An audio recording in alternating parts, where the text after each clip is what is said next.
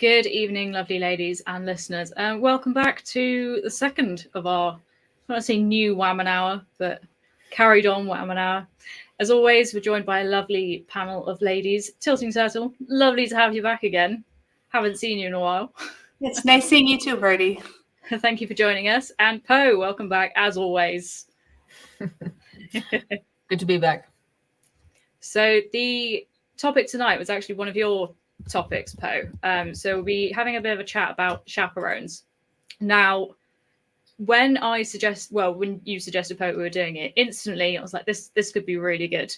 You know, have a really good conversation on this. Since we said that we were doing this topic, I've had a lot of people asking me what a chaperone is, why, you know, what are chaperones, what are they used for, do we still have them? We're going to answer all of those questions, I think, in this conversation. Poe, do you want to start us off, as it was your topic suggestion? Do you want to kick us off? Yeah, I think the word chaperone, I think, has come to mean something a little bit different to the traditional sense. But I had the idea for the episode. You know, it was one of those moments where it just came to me when I was arranging to go on Lotus Eaters a few weeks ago, and I basically told the Lotus Eaters, like, my husband's going to be coming with me. Like, this is I'm not like asking, like, can he come? I'm just like, he's coming.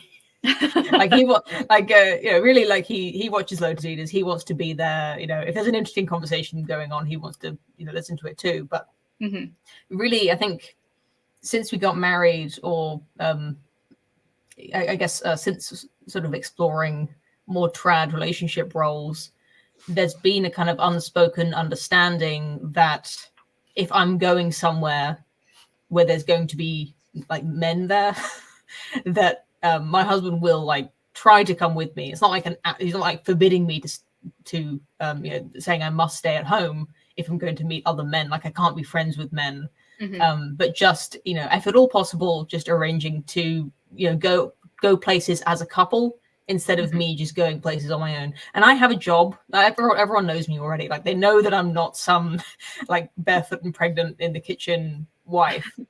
You know, going to work, it's a very kind of sterile environment where there's not much there's not quite it would be very weird if my husband came with me to begin with, but it's also you know, it's an overseen environment where there's HR, and it's kind of it's all been made appropriate for women now. That's what workplaces are like these days. So I think that's not that's kind of a different situation. But you just kind of got me thinking about the appropriateness of women going out on their own and the history of chaperoning.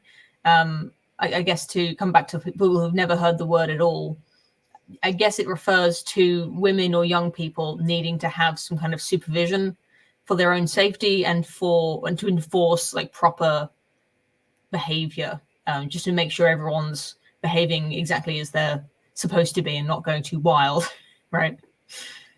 Yeah, absolutely. And I think the appropriateness of women going out on their own, I mean, I think that's very apparent now as well, because I think when we think of chaperones, we think of historical, you know, we think of, you know, women always used to have a chaperone. You know, that's what my head instantly goes to.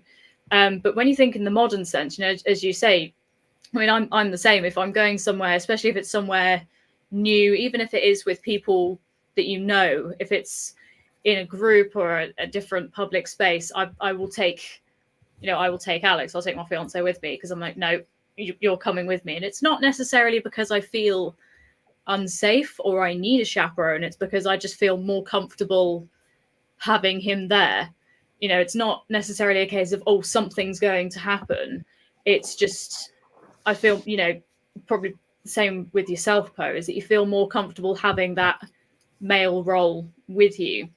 But I was actually talking to my boss about this today, which I know sounds very strange. I mentioned it to my boss because I said, "Oh, we're doing," because he asked if we were doing a stream this evening. I said, "Oh, we're talking about chaperones," and he actually pointed out, you know, chaperones don't always have to be, in a sense, male, because we know historically they weren't always male. It could have been, you know, a lady's maid or your mother, or but he actually passed a comment saying, chaperones now could be as much of, a group of women go out together.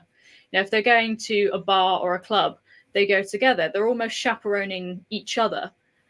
And it is kind of that safety aspect of it, I could say. But there's a lot of that modern sense of, we hear so much on the news of a woman walking alone, was attacked, or a woman was, had things said to her because she was alone and all this. And you think, well, do we need to bring chaperones back? But I think something that you said. Yeah, well, it's always an option, right? Like you as a woman can choose if you have men in your life who are willing to spend time with you. You can always choose to have a man with you.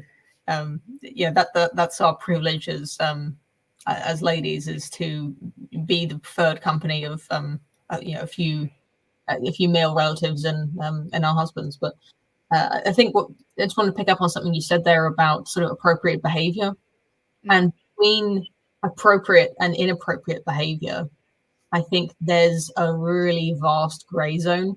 Mm-hmm. And if you're I don't know if you noticed this, but I think when I'm with my husband, that gray zone, they err on appropriate, right? Yeah. Like it's always like nobody's ever done anything extremely inappropriate with. I don't want to say never, whatever. We're not going to Me Too tonight, but I'm not saying that's what I'm afraid of. Like I'm not necessarily afraid of something illegal happening, or even extremely like improper, but just in that gray zone of like being someone being overly flirtatious or being like too familiar or whatever it is. If you've got a man there with you, whether it's your brother or your husband, or if there's a woman there with you, it is a little bit different. People like they might take more of a chance, so they think, oh yeah, I'm over here charming these ladies. Especially if you've got single women with you or whatever, you're just sort of grouped in with the single women. But if you do have a man with you, strange men or even like friendly acquaintances will watch it. I think that is the chaperone effect, if I had to sum it up. Yeah. When I was preparing for this live stream, I was thinking more about chaperones for dating. So I never really actually thought about my husband joining me, but now as you're talking and I'm reflecting on it, I feel so much better when Dave is with me when I'm out in public. Even though when I go out in public and nothing bad has ever happened, I always feel vulnerable. And I always feel vulnerable to, getting approached, or I feel like there's pressure on me all the time too when I'm by myself. Like I need to behave in a certain way. I need to be a little more callous around people. I can't really relax in public because I'm seen as this vulnerable entity on its own. I'm not saying I'm some hot chick anymore with, people approaching me, but when Dave is there, I can let loose. I could be much more comfortable, almost like you were saying. But when David is with me, the pressure is off because I feel like I'm under his protection, because he's like, other men back off, especially when I go to like a lot of male dominated situations. Even, I'm not interested in anything romantic, not saying they're interested in me romantically, the other men, but when Dave is there, it's just like the pressure is off. Even like the pressure to look pretty or the pressure to stand a certain way. It's just completely easier. Yeah, I think there's definitely some sort of biological situation there where women do feel naturally safer if they have a man or even a stronger woman with them. I've been out with some friends who, they're a lot bigger than me, they're a lot stronger than me, and they're not afraid to stand up for themselves.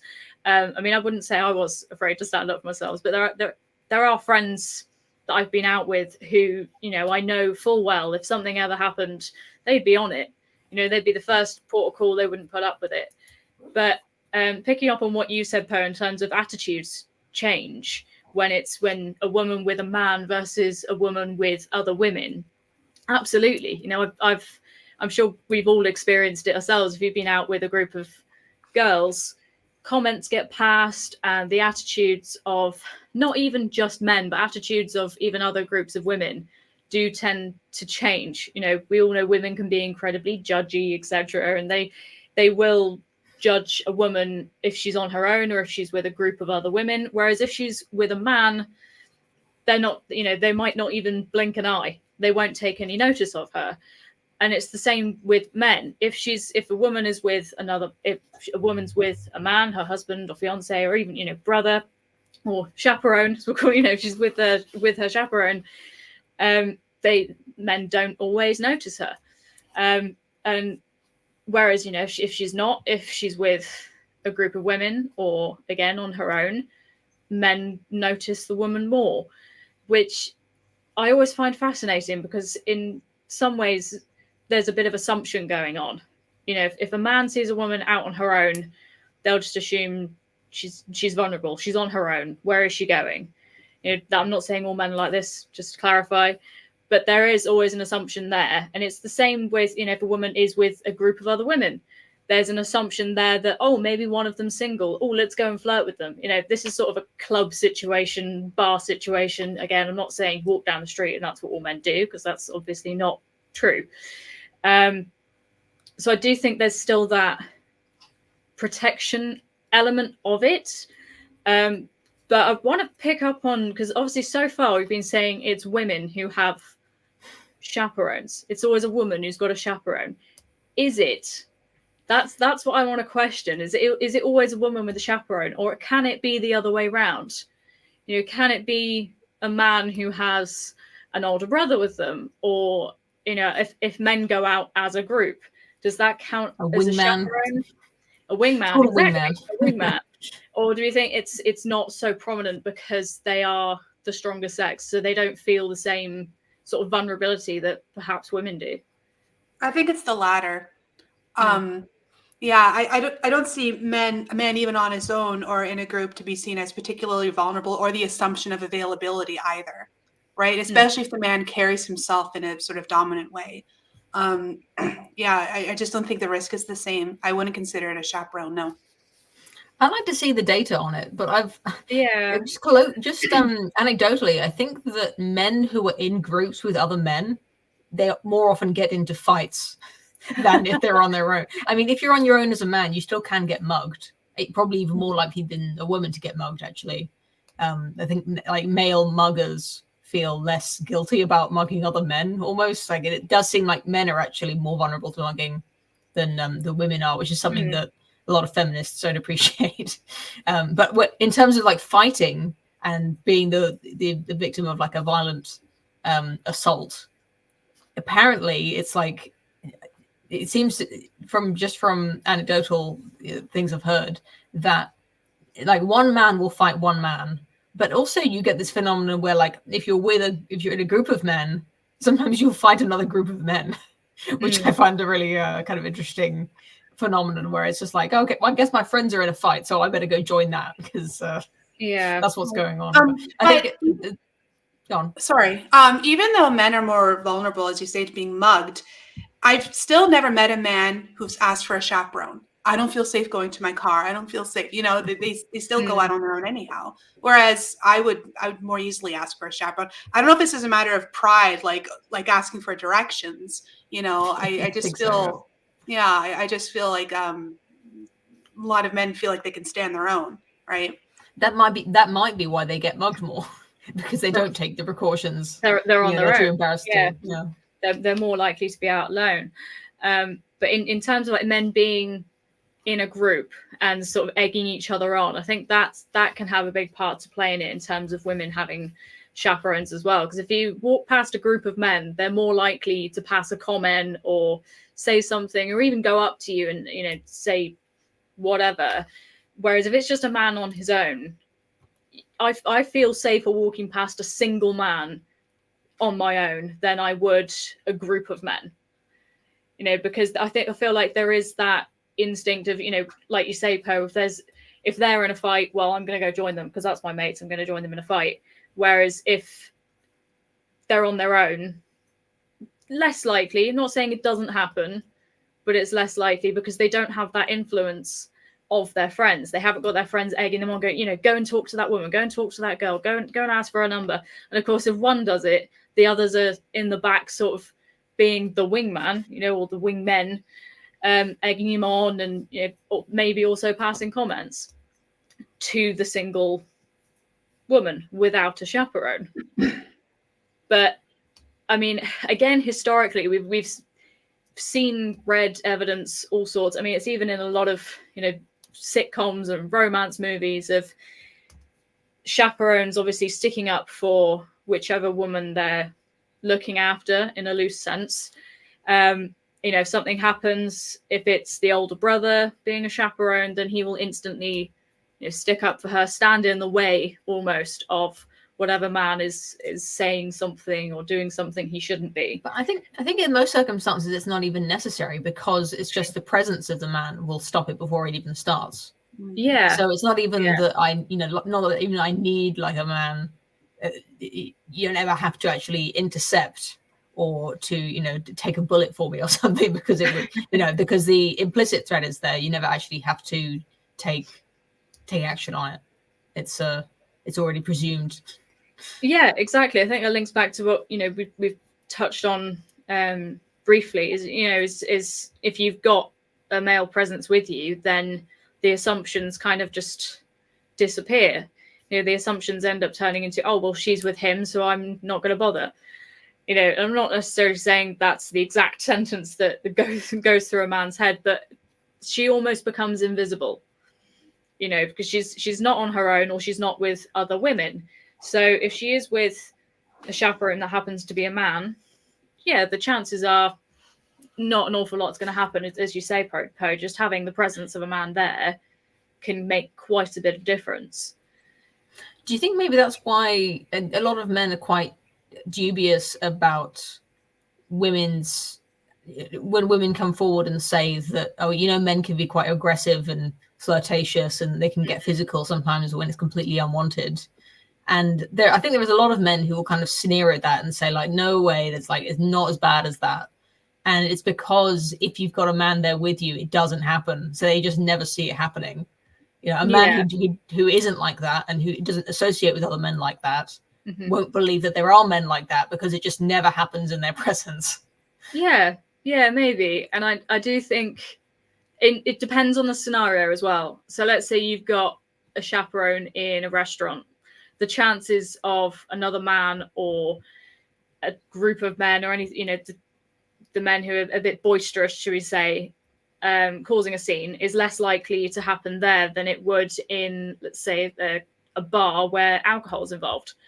So I think the situation scenario to have chaperones does massively vary depending on what exactly is going on in the room. So if you're expected to speak to other people, so you go to a public event, you know, even though you might have your husband with you, you're still going to talk to other people because it's polite to do that. But I mean, I know I've had it, especially at the first event. I was basically invisible because I was one of, you know, as you remember, Poe, there wasn't many women there. And I was pretty much invisible, and a lot of the men were actually quite rude. And, you know, they'd sort of pass by and say hello to Alex and completely ignore me. It took a couple of years for them to actually talk to me. But a lot of them did comment after I've met them a couple of times now. And they said, you know, when we first met you, we didn't really know what to say or what to do. And I never once thought that was because I had a man with me, because I went to those events with my fiance. You know, I was with a chaperone. You know, that thought never really crossed my mind. But discussing it now, it's kind of like, well, maybe, you know, there was some sort of subconscious for the men to kind of think, she's with someone, so I'm not even going to say hello. That is also just bad etiquette as well, I think. It was bad etiquette as well, yes. Like, I think, you know, unfortunately, we just don't teach young people how to behave in social situations, because it's just assumed, like, oh, just do what feels natural, just be polite, and that's the start and the end of the lesson you get. It's like, you know, things like, you know, speaking, like referring to someone using their name or saying you instead of calling someone he or she when they're there.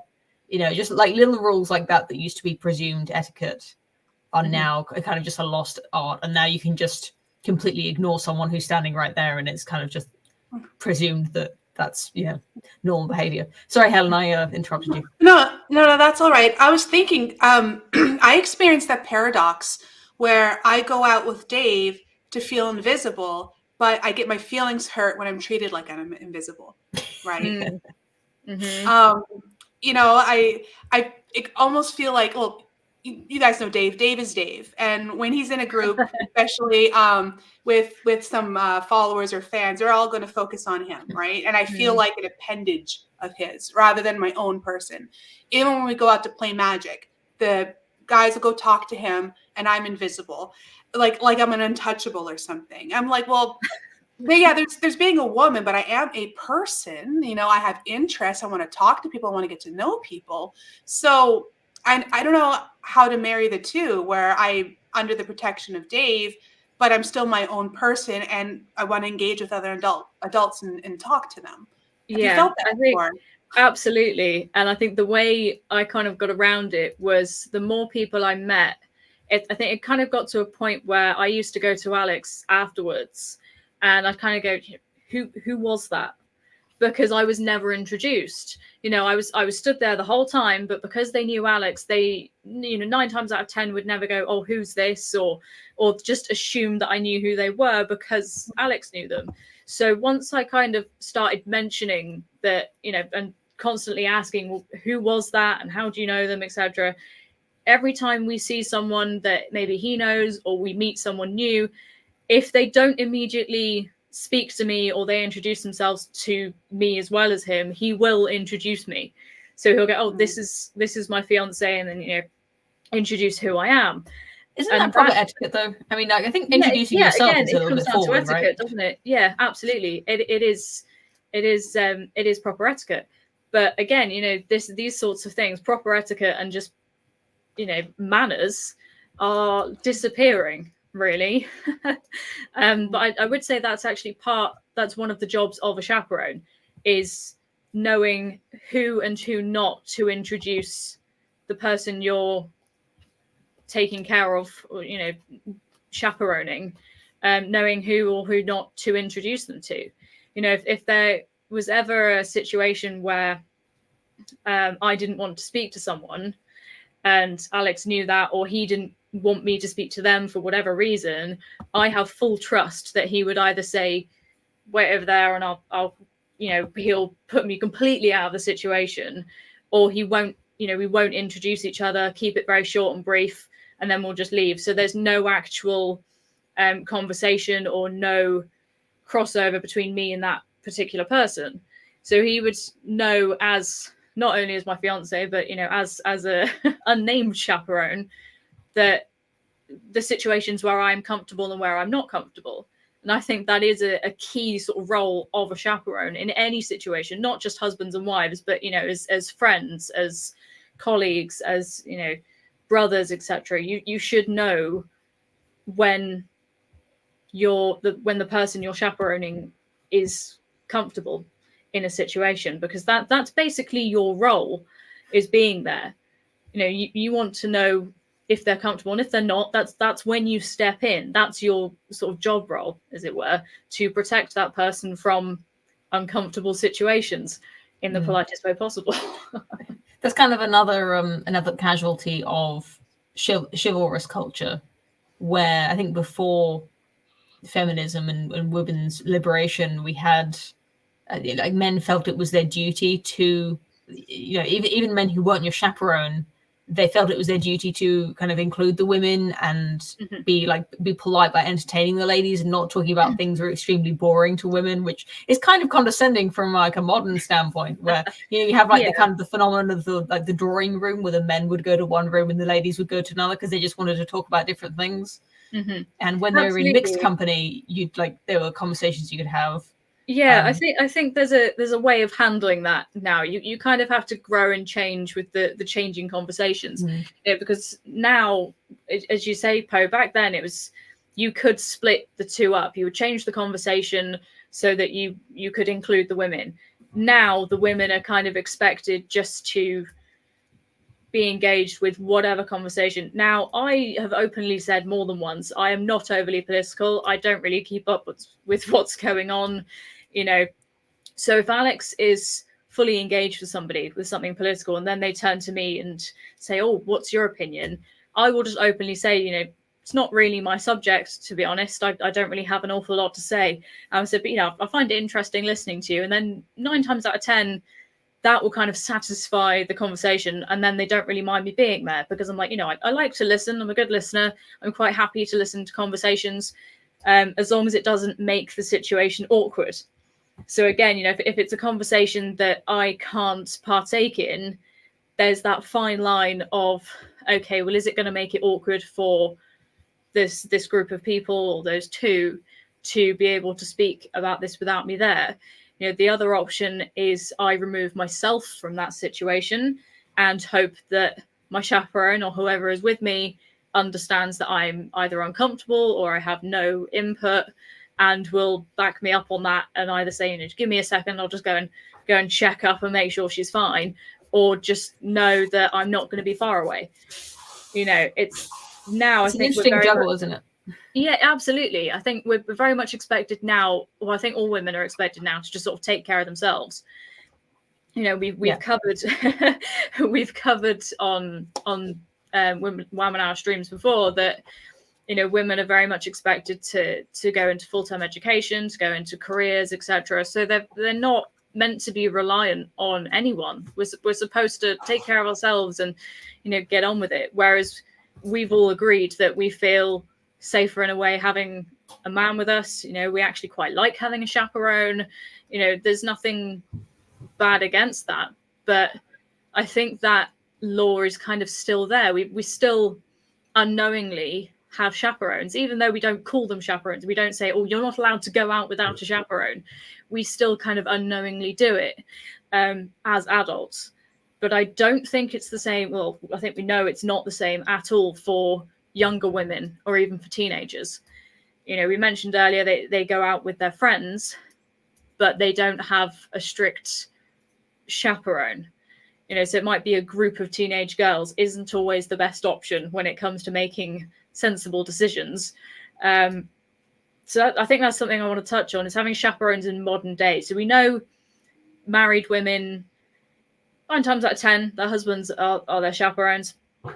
But what do we think about, the younger generations? Because do we think they even know what a chaperone is? I mean, the amount of questions I had of what's a chaperone? Where do they come from? What do we think on that topic of having them now, or whether or not they are here now? And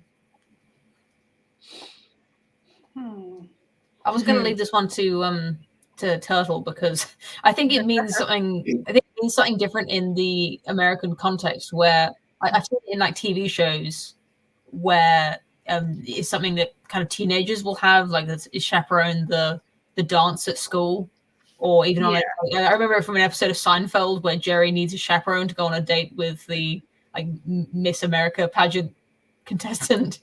Like that's one of the rules of the competition, is that she can't go on a date without a chaperone. But I think that's in the English, in British English, we don't really use that word, and it's just up to the discretion of the adults involved. If you're the parents of teenagers, to decide when they're old enough to go out without you, and when they're old enough to stay at someone's house without you, if there's people of the opposite sex there, when they're old enough to do something like that. But I think on the Zoomer culture, like the children and teenagers who are growing up now, they will just go on a date with someone they meet in an app without anyone they know even knowing that they're going on that date. And I think I'm not really surprised that there's all kinds of social rot that is coming from these completely two atomized individuals who are just meeting in a place, having only talked online. I think that's it's no wonder that they're having trouble dating. I think if that's the situation under which you're meeting someone for the first time. Personally, just growing up, and again, I'm in a different generation. I think I'm against chaperones, especially as a teenager and as a young woman who is dating. Because as a teenager, going out with other teenagers and doing stupid things was kind of necessary for my growth, right? And I think if I had an adult looking over me, literally physically looking over me, I wouldn't have been able to take risks that I think made me a stronger person. It really boiled down to how my parents raised me. They raised me to be communicative with them. If something happened that I was uncomfortable with, if I'm going to be in a situation that they're not sure of, to call them, to talk to them about it, and to create that trust with my parents. And I think at home, having that trust with my parents made me more willing to go out and to take risks, because I knew I had something good at home to fall back on. And same with dating. I think how I was raised, obviously I actually met David online. But when when you meet someone in person, even if you do meet online and you don't really have mutual friends, I mean, the common sense is always meet in a public area. The public place is kind of your chaperone, right? He's not going to do anything stupid. Well, we hope he's not going to do anything stupid there. And also, I look back, if I was dating David with a chaperone, again, like, how much of myself would he have not seen because I was too busy trying to please the expectations of the chaperone? You know, I feel like we wouldn't really been able to know each other very well. So I think it boils down to how you're raised, the values that you have as you're raised, that your parents raised with you, and having a bit of brains about you and using some common sense. And I think because of that, I think it's possible as a modern woman to make it through without a chaperone. That's a very, I have to admit, that's a very interesting take. But I do agree with a lot of you said there, and actually not realizing how much of, if you did have a chaperone sort of always hovering over you, you almost feel like you can't be yourself, because you can't fully, I know for a fact I was never the same around my friends as I was around my parents. I think they know that anyway. So if they are watching this, I'm sorry, but I think they already know, and they know who my friends are, and we're still friends to this day. But I feel like if you did have a chaperone there, you wouldn't be able to be yourself. You wouldn't be able to, again, learn, because we've all done stupid things. But I think with the difference in terms of now, common sense is a key one I picked up on there. And I won't say exactly where I work, but working with public quite a lot, I have noticed, especially in this day and age, there's not an awful lot of common sense around, especially in younger generations. There's just no common sense there whatsoever, because things, even health and safety, there's so much health and safety now that kids can't learn. You have to learn by making mistakes. If you make a mistake, if you do something wrong, even if you do something stupid, 9 times out of 10 you're not going to do it again, or you at least try not to do it again. It's the same with dating. We've all had our hearts broken. We've all had the first love and thinking it's going to last forever when you're 10 years old. And if you had a chaperone when you're a teenager, there's a lot going on when you're a teenager. You're going through puberty, you're going through education, you're going through high school loves, high school breakups, crushes. If you had a chaperone, you almost couldn't have a crush. You were, historically especially, you were almost told that that's the guy you're going to get to know. And I use the word know loosely because, again, as you said, Tilting Turtle, you can't fully be yourself. If you've got somebody hovering over you 24/7, you can't really let loose as a teenager, or you don't feel like you can anyway, unless you've got a very strong relationship with that chaperone, which the chances are going to be quite slim. It could be an older sibling, it could be a parent, or it could be even an older woman who was brought in as a chaperone. But I see the discretion of the parents. Yes, I do agree to a certain extent. But there's only so much a parent can control. And I use the word control loosely. I mean, we've all lost control at times. Again, we've all done stupid things that, we learn from. That's what you learn from. But I don't know whether it's because of the situation we're in now, so that this generation, or even our children's generations, etc., that I do feel a bit more wary about letting a teenager out on their own now, or letting them hang around, go, even if it is to their friend's house. There's a lot of, don't want to say danger as such, because that's quite a strong word, but there's a lot of things more to be wary of. When we were younger, it was a case of, I didn't have a mobile until I was 16. So if I was going to meet up with my friend, we discussed it at school and said, right, we're going to meet here at this time. And you just had to have faith that they were going to be there. You tell your parents, right, I'm going here at this time, I'm meeting so-and-so, and then we're going there. I had no contact with them. I couldn't tell them where I was 24/7. But in a way, I think that social media and phones and any sort of technology almost acts like a secondary chaperone now, because you have tracking apps on your phone. A lot of people post things on social media, things like stories on your Facebook or Instagram, or all these things where you're posting what you're up to or what you've just done. That's almost a way of parents kind of knowing what you're up to. Yeah, you don't post, guaranteed that the teenagers aren't going to post everything. They're not going to post what they don't want their parents to see. But in a way, you can find your phone, you know where they are. There's that safety aspect of having that technology there. And I think that links us back to when women are walking alone, they feel a bit more vulnerable, as compared to men. But I mean, I've done it before when I've walked through a city where I've been on my own, and one of the first things I will do is I will always have my phone in my hand. So if I ever felt threatened or worried, then I would text somebody, or I'd usually text that, oh, walking to the train to my friend, or so that somebody knew I was walking through the town. The city. It's going to take a while, but I would always have my phone there.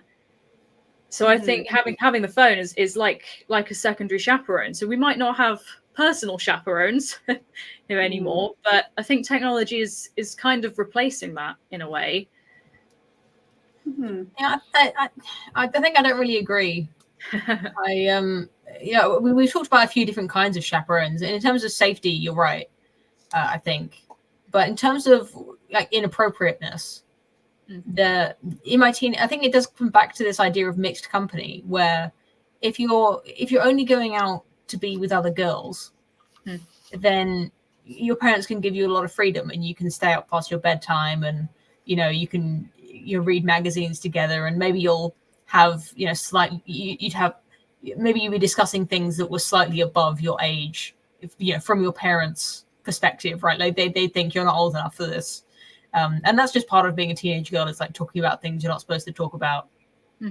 But I think in my youth, being kind of a tomboy, there was an age around maybe like 16 where I think all of my female friends became a little bit more female, and I found a new group of like male friends to hang around with. And I have a lot of memories from that time that, like I said, nothing illegal, but really a lot of it my parents definitely would not have been fine with me doing if they'd known about it. And now, like thinking back on it now, like a lot of that stuff, it's not like mistakes that I learned from and like, oh, just happy youthful indiscretions. It was like thinking about it now, like I would have benefited from an adult being there to like, to stop me doing that. You can meet up with a few friends, and then they can just go meet up with even like some adults. You get we're in like an age where some of your teenage friends are friends with like weird adults. I don't know, this is like a really weird specific thing, but you get these kind of Arrested Development adults who they're kind of like losers. They have like only younger friends, and never on situations like that I'm talking about. And just having the access to the internet as well. I don't know if maybe we are maybe a slightly different age, but just having the access to all of the internet and having like a bunch of teenage boys in a room, I think like there was definitely a lot of experiences that felt kind of dangerous and cool at the time, but thinking back on it, like I could have done without. I think if I had to choose between that and like my Regency era Jane Austen novel, like I know that's a kind of idealized version of the past, but it would have been really stuffy and annoying to have to speak to adults and sit around a table and like with our perfect manners all the time. But I think having that having that level of parental guidance with perhaps a little bit of freedom when around other women, maybe not needing chaperones so much. I think maybe being protected from the company of teenage boys is something I could have done with a bit more of. But my parents wanted me to be free and to make my own mistakes, the way that Tilting Turtle just said. So right, I was put into awkward situations a lot, where the situations would never have happened with a chaperone. But I don't regret those situations because I really think. Oh boy, okay. Because I really think it made me stronger. If it was an awkward situation, why was it awkward? Okay, avoid this in the future. Now I can see the signs, the telltale signs to avoid it. So personally, I don't regret it. I don't regret it. Yeah, I mean, I think it's quite interesting. The both of you are kind of disagreeing on the situations, say, you were uncomfortable with, and one of you is saying, I regret it. I wish I wasn't in that situation to begin with. But then on the other hand, you learn from that situation, so you know how to deal with it in the future. I think the way that's coming across to me is you've got teenage you versus adult you. Teenage you is, no, I don't want to deal with that again. I wish there was somebody there to tell me otherwise. Whereas adult you is like, yeah, but as a teenager, would you actually have wanted a chaperone in the room at that time? Whereas now you're like, I should have had one. I should have had a chaperone there. Well, it's kind of what we're saying. Like, if I had a chaperone, it never would have gone that far. Would you have thought that it would never even started. No, obviously not. Like, I didn't. I still continue being friends with these people because that was like the cool thing to do, and I liked being friends with them. It's like it's not like I was really uncomfortable at the time. I mean, I was, but at the time it was just like, oh yeah, whatever. Like it's all funny, it's all cool.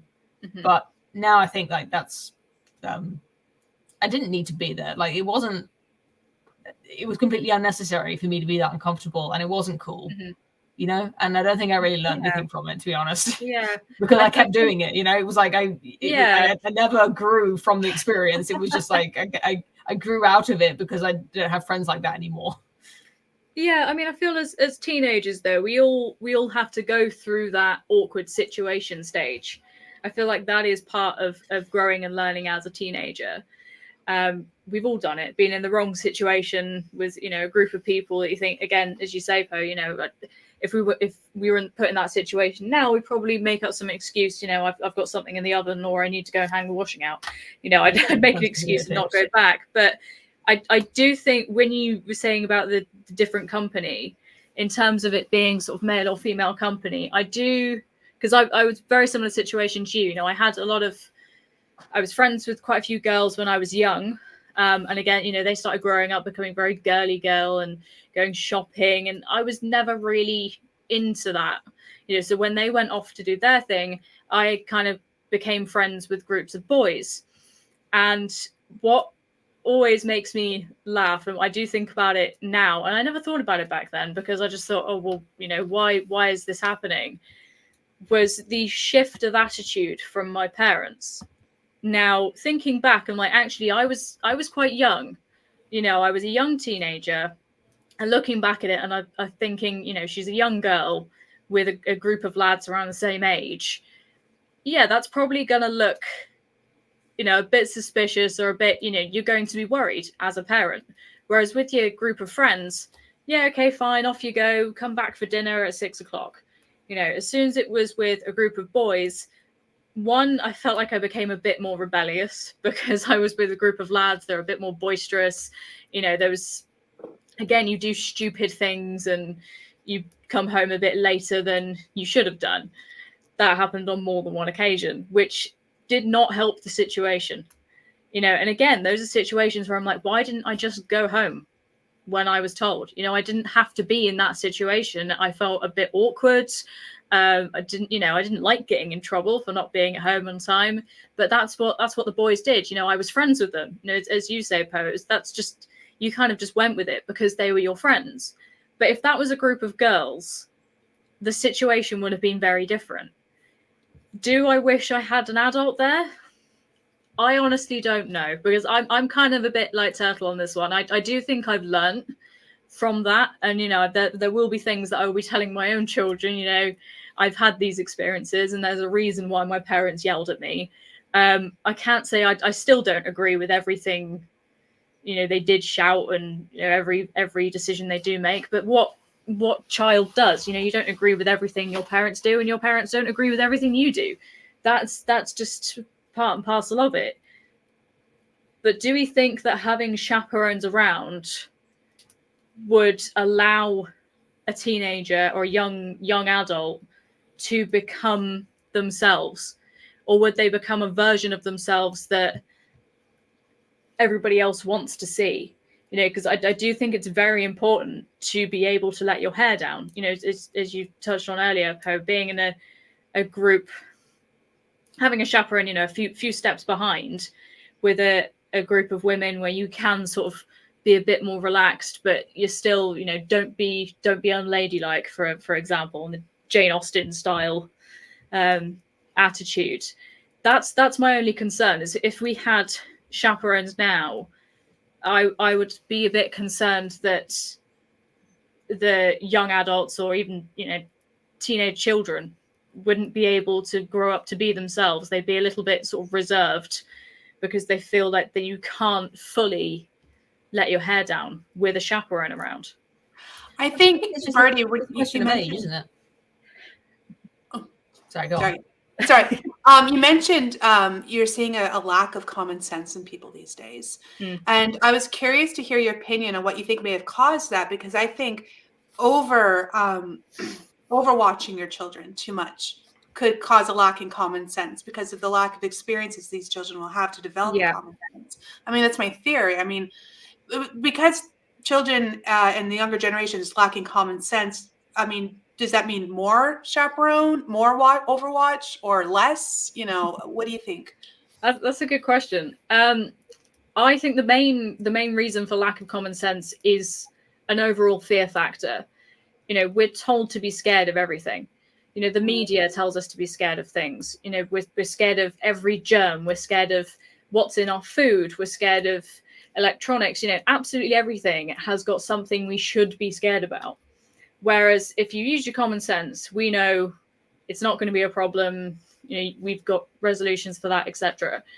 In terms of, you know, for an example, there were, in one of my old jobs, one of the we had a family come in, very short story, with a very young child, and the mum was so excited because this kid's first word was sanitizer.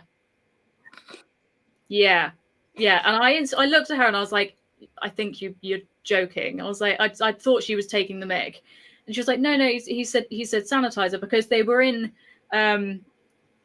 like shopping mall, and he was pressing the sanitizer button, and it said, it was like an automated one, so it would say sanitizer each time, and then he started saying it, and I just thought, right, okay, so even when you go shopping, and this wasn't in the height of, you know, the mask wearing situation, it was just a general day, you know, there was a normal day like today, and I just thought, right, okay, so they've, you know, carried on, and what's led to be worried about everything. But it's even, I mean, there was an article I saw, it was an artist doing some illustrations. I'll have to find it and put it on my Twitter so we can see, but it was an image of children 10 years ago, well, 10, 15 years ago, and trying to get them in from outside. You know, they're outside playing and trying to get them back in the house. You know, come on, time to leave the park, let's go inside, or time to stop playing football with your friends.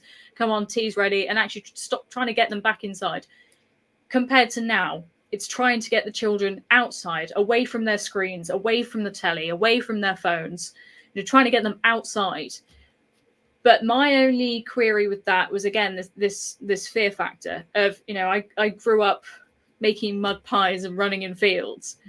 I don't really see an awful lot of kids out and about now. I mean, we get a lot of tourists down here, and the amount of them who are so worried about getting a bit of mud on their hands, or the parents running after them because there's a tiny, a leaf landed on them, and they get the wipes out. And I'm thinking, you are terrified of everything, absolutely terrified.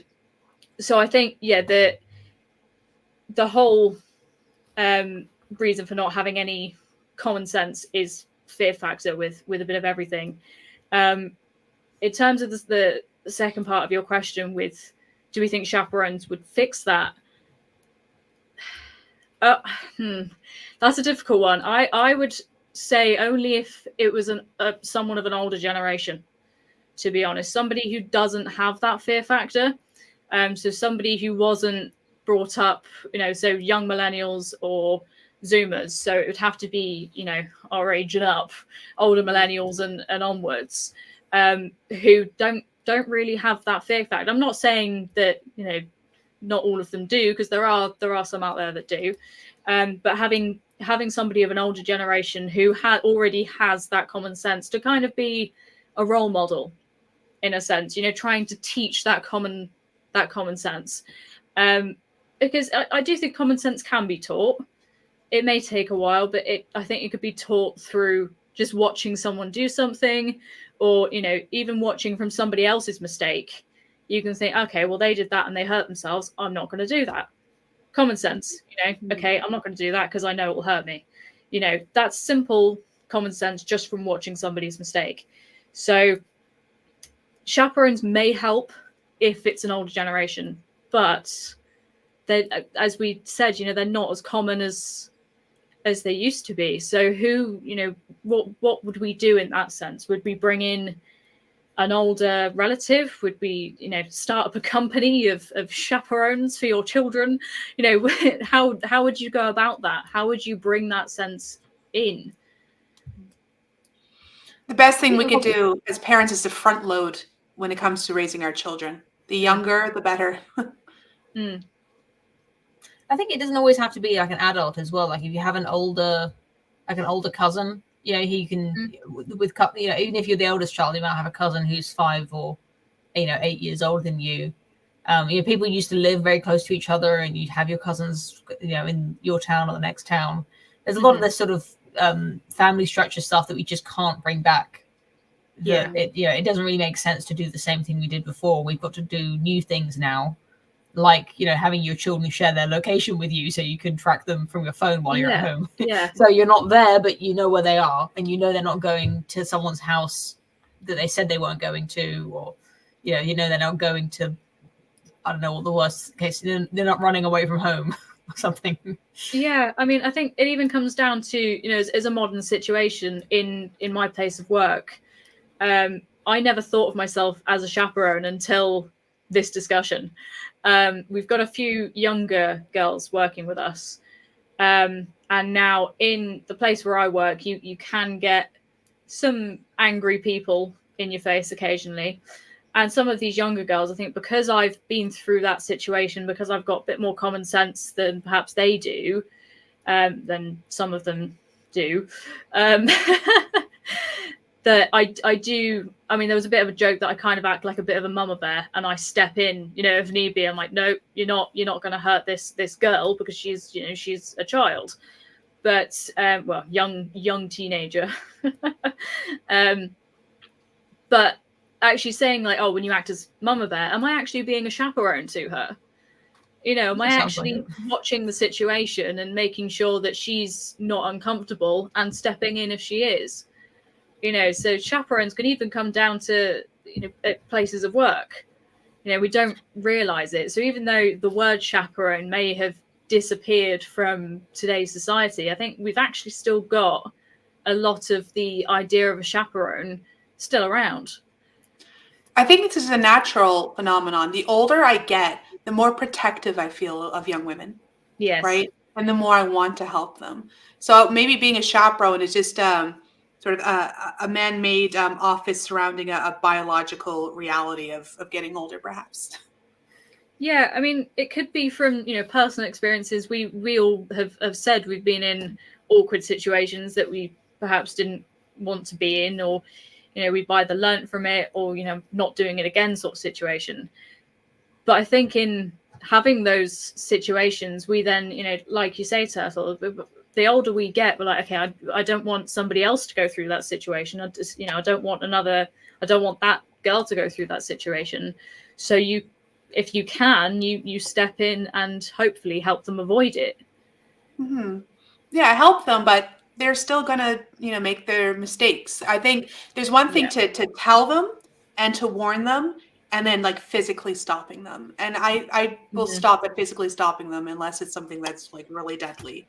So I think that's where the boundaries lie. Is I'll impart my wisdom, but I can't force them to do one or the other. It's the common sense aspect again, isn't it? You want them to learn from their mistakes to a certain degree, but there's that fine line of, if they are really uncomfortable and they can't get out of a situation, it's down to you or the chaperone to step in. But at the same time, you don't want to make it so obvious and step in and get in the way so that they don't learn and they don't have any common sense. Mm-hmm. I think that's a good point about being protective of teenage girls.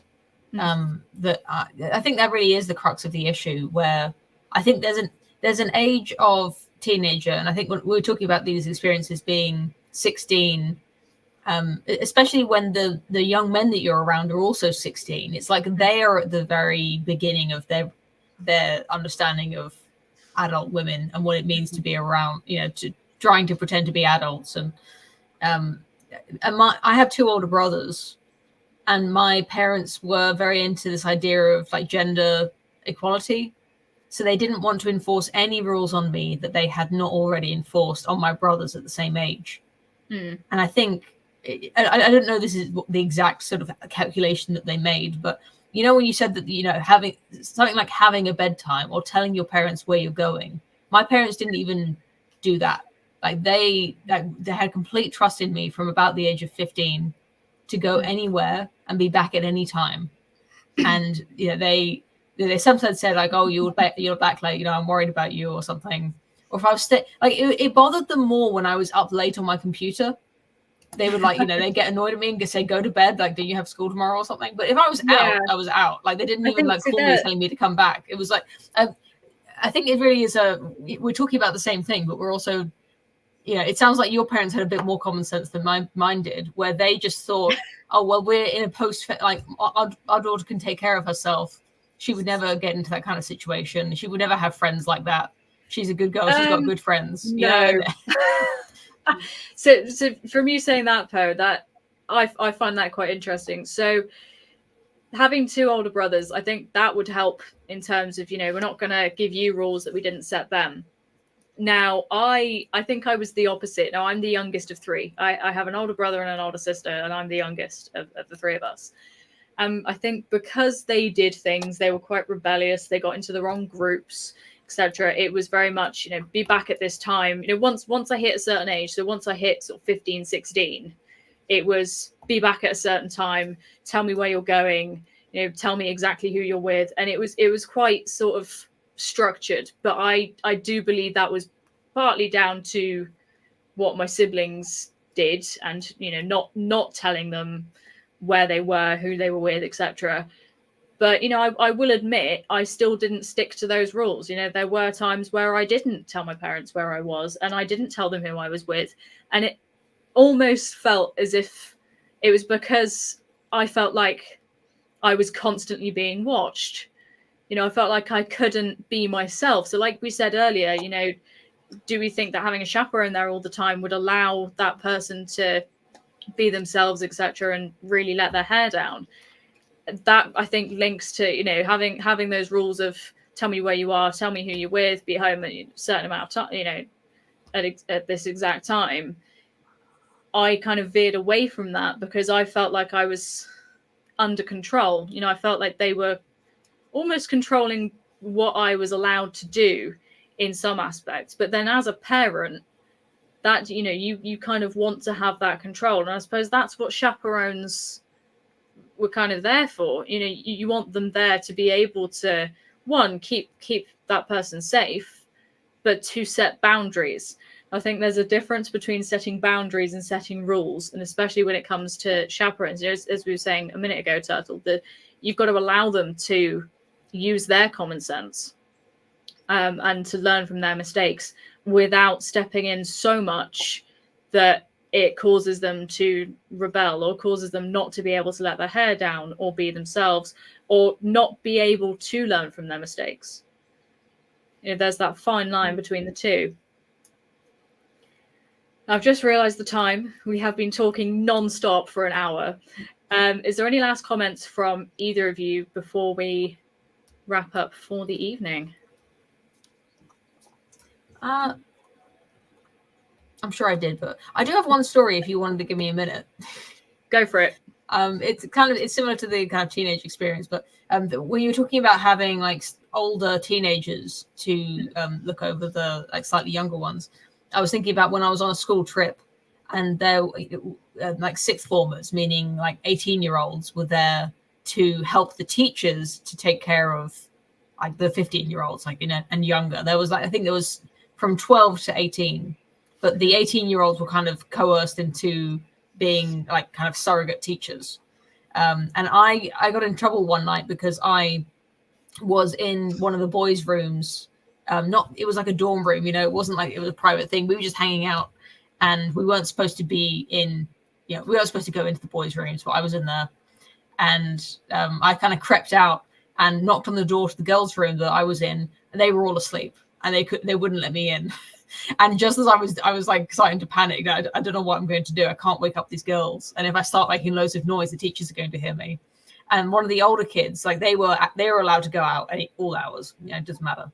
They were just coming in, and I thought like, oh no, I'm in trouble. Like these surrogate teachers are here. But the 18-year-olds were like, what's going on? Like they're like trying to help me not get in trouble, basically.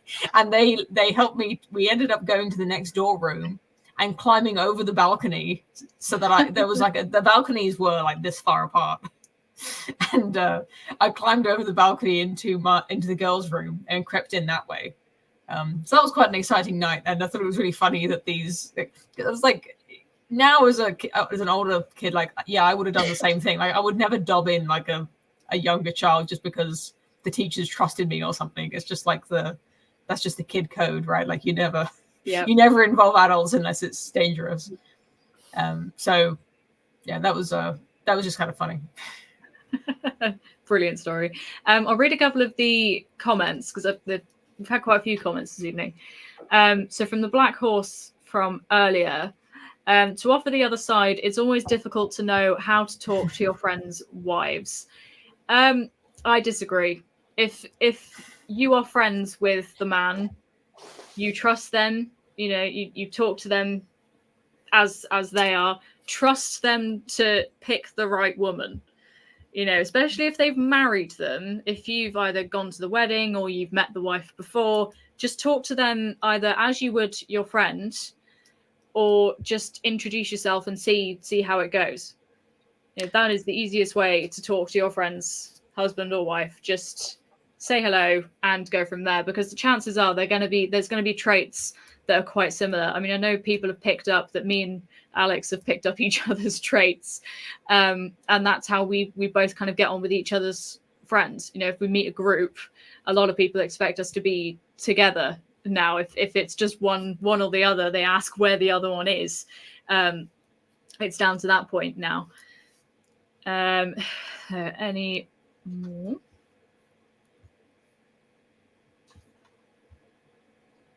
So in terms of the technology for chaperones, so Black Horse, again, it's not a replacement, but certainly fills some of the role. You agree with that one? There was this post on Twitter that was, I don't know if it was like viral, but I just saw it and contributed to it, of people saying that spouses having each other's locations just turned on at all times.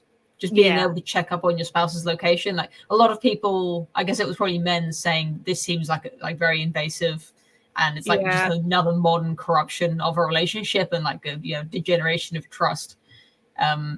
So I think people feel the same way about parenting, where they just think like, we didn't have that in my day, and It just sounds like you're being way too intrusive as a parent. It's like reading their diary, being able to see where they are, when you should just trust. If they say they're going somewhere, just believe them. Absolutely, yeah. I do think it's different from the aspect of parents to spouses.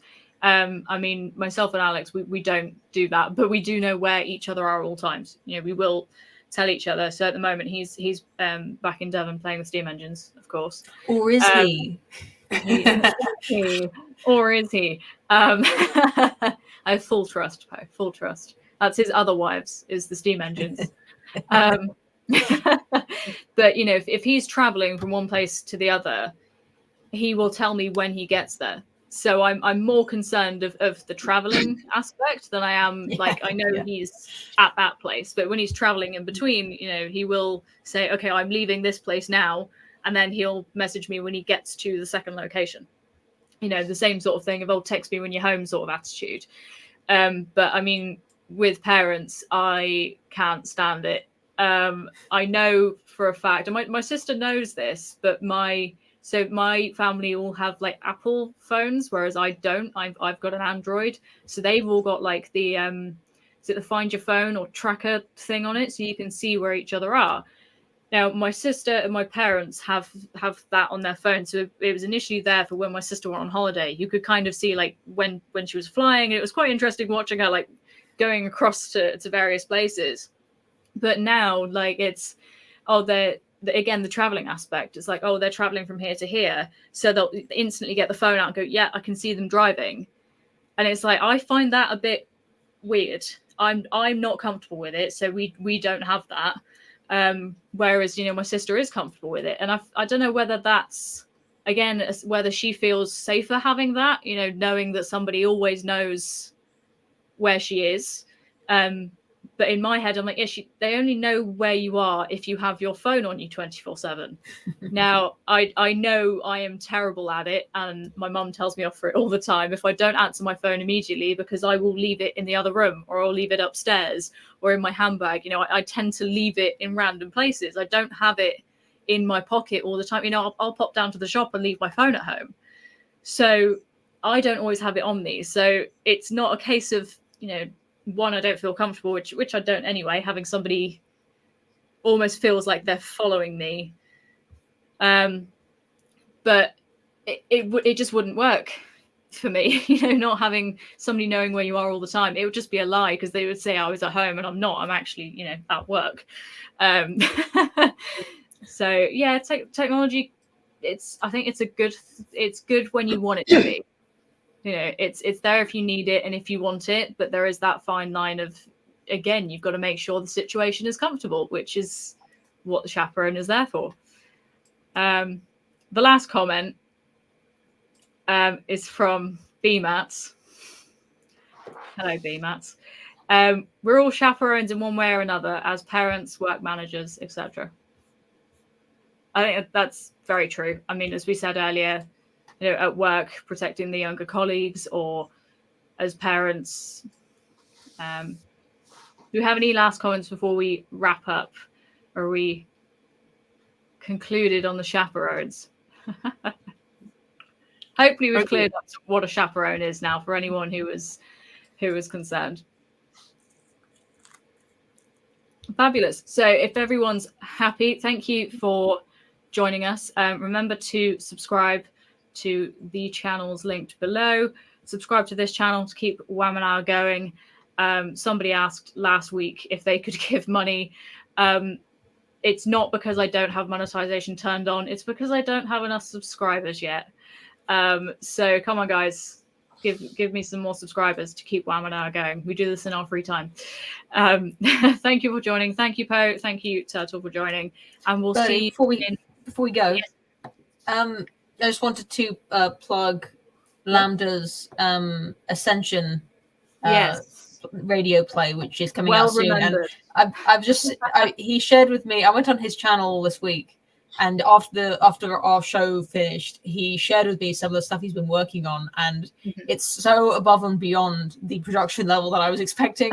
He's obviously worked really hard on it. It sounds and got loads fantastic. of people involved. So I'm just trying to spread the word as far and wide as possible to watch that when it comes out. Well remembered. Lambda, I do apologize for not mentioning that because I was talking to you earlier today. Yes, brilliant. I've also heard some of the clips. There's a few people doing the voices on there that you might recognize. You might know some of us. The artwork as well. Yeah, he's gone into a lot of work to do this, and it's sounding fantastic. So very excited for when that comes out. Well remembered, Poe. Thank you for that. Anything else before we leave for the evening? Nope. Fantastic. Thank you all for joining us. We'll see you in a couple of weeks. Good night. Oh, she's gone. Oh no, I'm live. I can't. She clicked leave studio instead of end the episode. I've done that before. I'll tell her.